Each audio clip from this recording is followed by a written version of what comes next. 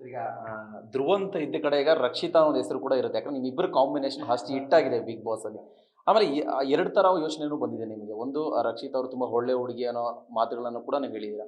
ಆಮೇಲೆ ಅವ್ರ ವಿರುದ್ಧವಾಗಿ ಒಂದಿಷ್ಟು ಕೂಡ ನೀವು ಮಾತಾಡಿದ್ದೀರಾ. ಹೇಗೆ ಈಗ ರಕ್ಷಿತಾ ಅವ್ರನ್ನ ನೀವು ಯಾವ ರೀತಿ ನೋಡಿದ್ರಿ ಅಥವಾ ರಕ್ಷಿತಾ ಅವ್ರ ಬಗ್ಗೆ ಏನು ಹೇಳ್ತೀರಿ? ಸಿ ಅಲ್ಲಿ ಎರಡು ಬರುತ್ತೆ. ಒಂದು game show point of view ಅಲ್ಲಿ, ಮತ್ತೆ ಪರ್ಸ್ನಲ್ ಆಗಿ. ಪರ್ಸ್ನಲ್ ಆಗಿ ಈಗ ನಾನು ಕನ್ಸಿಡರ್ ಮಾಡೋದಾದ್ರೆ ಅವರು ಕೆಲವಕ್ಕೆ ಕೊಡ್ತಾ ಇದ್ದದ್ದ ರಿಯಾಕ್ಷನ್ ಅಥವಾ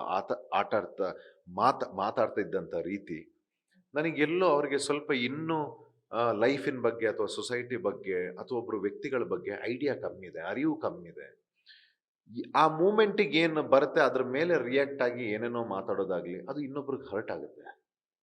ಸೊ ಅದನ್ನ ಒಂದು but game show point of view ನೋಡಿದಾಗ she was performing really excellent. ಅದು ಬೇಕಿತ್ತ ಗೇಮ್ ಶೋಗೆ.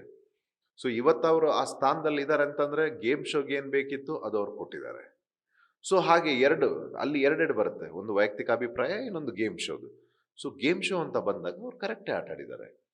ಇನ್ನು ಅಲ್ಲಿ ಸೀಕ್ರೆಟ್ ರೂಮ್ ಹೇಳೋದಾದ್ರೆ ಅವ್ರಿಗೆ ಕೆಲವು ಇದ್ರು ಕಾವ್ಯ ಹೋಗ್ಬೇಕು, ಸ್ಪಂದನ ಹೋಗ್ಬೇಕು, ಇವ್ರನ್ನ ಹೆಂಗಾದ್ರೂ ಸೋಲಿಸ್ಬೇಕು ಅಂತ ನಾನು ಬಿಡ್ತಾ ಇರ್ಲಿಲ್ಲ.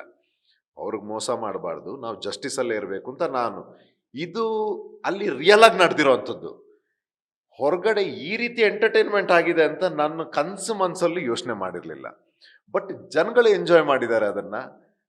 ಹೇಳ್ತಾರೆ ಧ್ರುವಂತವ್ರೆ ನಿಮ್ದು ಅದು ಬಹಳ ಚೆನ್ನಾಗಿತ್ತು ಅಂತ. So I am very happy and glad ಜನಗಳು ಅದನ್ನು ಅಷ್ಟು ಮಟ್ಟಿಗೆ ಎಂಜಾಯ್ ಮಾಡಿದ್ದಾರೆ ಅಂತ ಖುಷಿ ಇದೆ ಸರ್.